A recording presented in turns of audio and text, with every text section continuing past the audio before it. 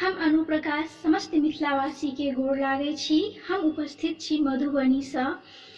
आइ हमरा ई बताबैत बहुत खुशी भ रहल अछि कि मैथिली गीतमाला एगो प्रतियोगिता के आयोजन करऽ जा रहल छथि, जेकर विषय अछि पारंपरिक मैथिली लोकगीत।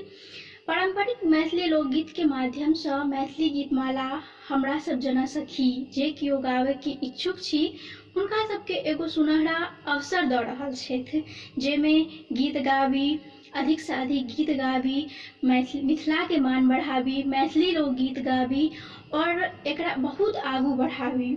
तऽ हम एहि प्रतियोगिता के लेल मैथिली गीतमाला के बहुत आभार प्रकट करै छी कि हमरा सबके एगो सुनहरा अवसर देलथि, जेके माध्यम से हम सब अपन गायन शैली के में सुधार कर सकी, गाबू, अधिक से अधिक गाबी, एकरा आगू बढ़ाबी।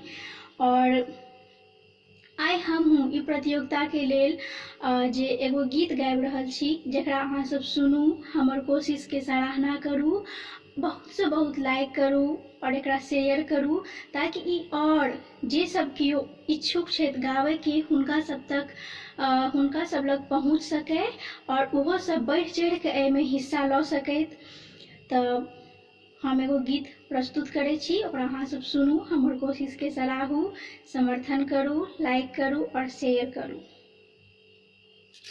आजू मिथिला नगरिया निहाल सखियास, आजू मिथिला नगरिया निहाल सखिया, चारू दुल्हा में बड़का कमाल सखिया, चारू दुल्हा में बड़का कमाल सखिया। सखी ए मिथिला नगरिया निहाल सखिया, आजू मिथिला नगरिया निहाल सखिया, चारू दुल्हा में बड़का कमाल सखिया। धन्यवाद।